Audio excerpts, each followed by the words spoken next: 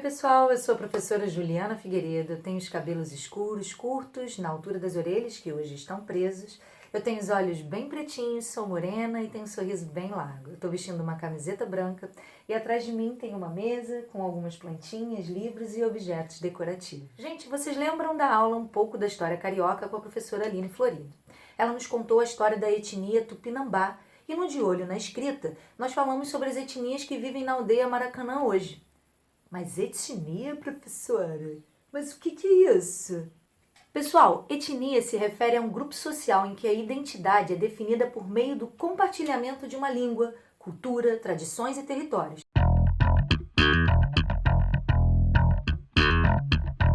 Segundo o escritor Daniel Munduruku, em seu livro Coisas de Índio, este aqui, povo, nação ou etnia são palavras mais adequadas do que tribo, pois expressam melhor a diversidade étnica, cultural, social e linguística dos povos nativos brasileiros.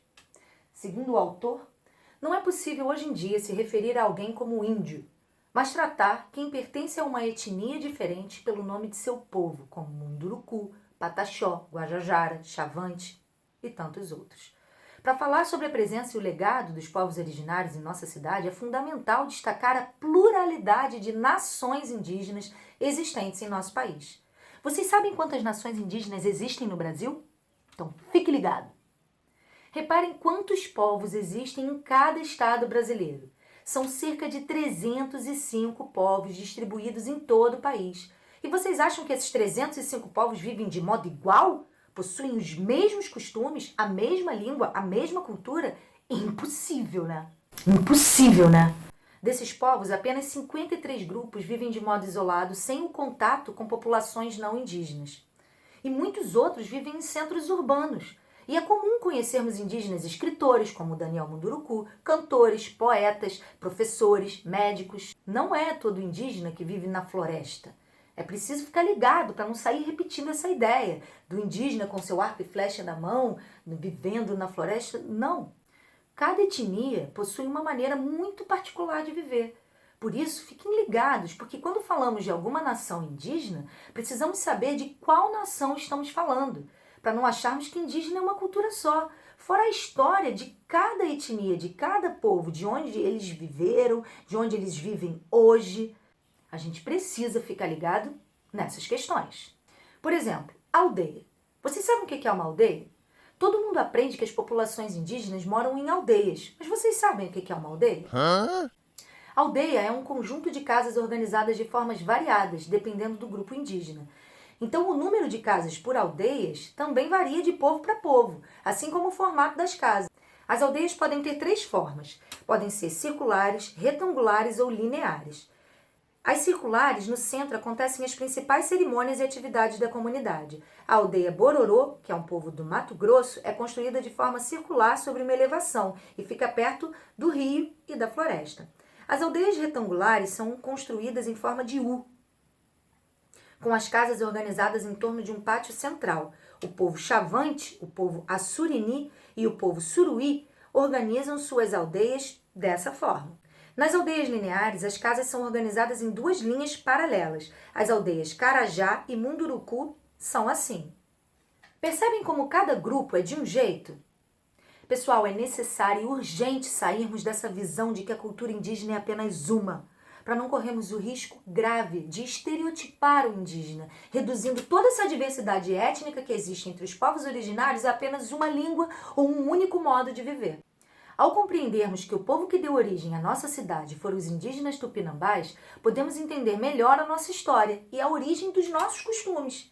Porque o legado cultural do jeito carioca de ser tem muito a ver com os tupinambás. Eram brincalhões, adoravam festa, gostavam de celebrar a vida e se ornamentavam de penas. Gente, roupas enfeitadas com penas? Lembram o quê? O carnaval! O nosso carnaval é de origem tupi. Lógico que temos a presença de outras culturas também, como a dos povos africanos, as festas, né, da realeza europeia, que também traz a ideia de cortejo, das escolas de samba, né? Mas os indígenas que aqui viviam, os tupinambás, já tinham festas com ornamentações de penas que duravam 5 dias, com muita música e bebida à vontade, em que todos eram convidados. O nosso carnaval tem forte marca indígena do povo tupinambá. Agora imaginem se o povo que deu origem à nossa cidade fosse outro. Ainda que fosse outro povo indígena, a história já seria diferente, porque como estamos entendendo, cada povo possui um costume, um jeito de ser. E não fôssemos tupinambás, talvez nem carnaval nós tivéssemos da maneira como é aqui no Rio de Janeiro. Já imaginaram o Rio de Janeiro sem a Marquês de Sapucaí, sem a Praça da Apoteose? Que tal você perguntar a uma pessoa mais velha que mora com você ou que mora por perto se ela lembra da construção do Arco da Apoteose em 1984? Imaginem como era o bairro e o entorno dessa região antes dessa construção. É algo que nos faz pensar em como tudo vem mudando ao longo dos anos em nossa cidade. Pessoal, nós temos que ficar ligados que a nossa história, a história da nossa cidade, começou com a nação indígena Tupinambá, quando todo o entorno da Baía de Guanabara era considerado um paraíso, o Guajupiá da etnia Tupinambá. Não havia prédios, nem estradas asfaltadas, carros, era a natureza exuberante e altamente respeitada por esse povo. Fiquem ligados que cada etnia indígena possui um modo específico de viver e por isso não podemos chamar todo mundo de índio. Devemos procurar saber a que povo cada pessoa pertence e como ela se chama, para não desrespeitarmos essa pessoa e valorizarmos a pluralidade étnica que caracteriza os povos indígenas brasileiros. Na dúvida sobre etnia, chame de indígena. Assim, com essa consciência e esse respeito, podemos conhecer melhor a história da nossa cidade e sabemos que aqui não viviam os índios, mas povos indígenas, como os tupinambás, os tamoios, com culturas muito específicas que deram origem a muito do que entendemos hoje por ser carioca. Então, fiquem ligados. Beijocas, pessoal, e até a próxima.